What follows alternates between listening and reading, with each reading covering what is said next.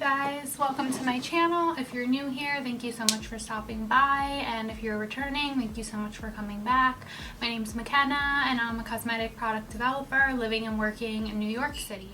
So I want to start this new series on my channel, like besides just reviewing products and doing tutorials and that sort of thing. Today I wanted to talk about some like gross / surprising ingredients that you might find in your skincare or your makeup.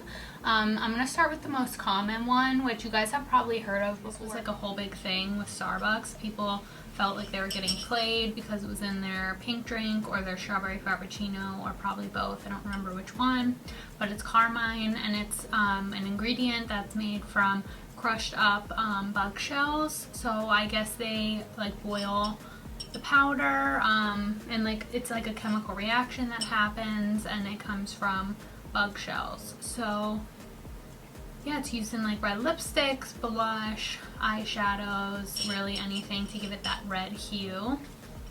And it's kind of gross to think about. Like there's so much that goes into products, and even just like the processed foods and beverages that we drink that like we don't even think about. So the next one is Snail Mucus, and this is like a pretty popular skincare ingredient.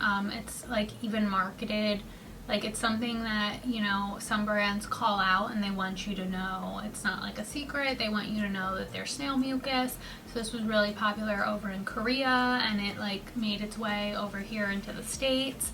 And it's basically I was watching a video one time too about how they like process and harvest it, and basically like it's a bunch of snails climbing up and down these wire cages, and they have buckets where they collect the snail mucus. And like there's such a, depending on what product you buy, most likely there's going to be such a small amount in order to, like, number one, because of like costs of buying the snail mucus. Like typically most of the products that you find on the market probably don't contain that much snail mucus. So the snail mucus contains mucin, and it's rich in amino acids, so it's typically found in like moisturizers and serums and cream. So it has a strong capacity to hold water, which can result in softer skin, which is why it's like a super popular marketing ingredient to include in moisturizers and serums. And essences, I think Innisfree had a brand that, or had a line that was just like all snail mucus. It's just like gross to think about though, like when you think what you're putting on your face is snail mucus. So the next one is lanolin. So lanolin is produced by sheep. So just like humans produce sebum, sheep produce lanolin. Our sebum's meant to moisturize our skins. It's our own way of moisturizing. Sheeps have lanolin, so we slab that all over our face because we want to kick up the moisture. Lanolin helps sheep shed water and keep them dry. It's a substance, so it's typically found in a lot of skincare products like creams, moisturizers. They're very important. It helps to moisturize the skin. So it's kind of gross, like when you think about, I mean, we use sheep for a lot of food, wool for warmth, but also keep our skin glowing. Okay, so the next one I'm going to talk about is pretty popular.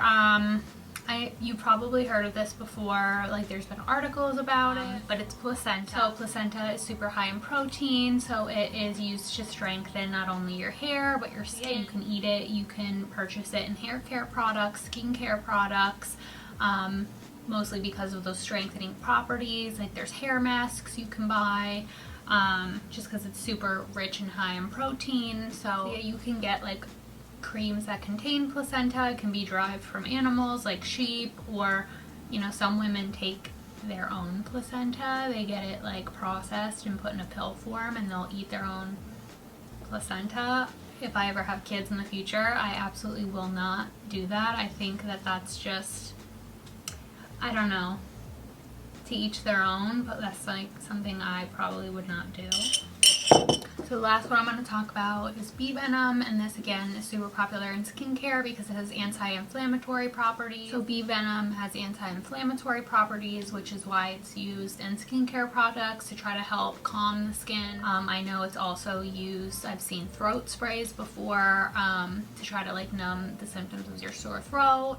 Honestly, bees are low-key amazing for everything, like even honey.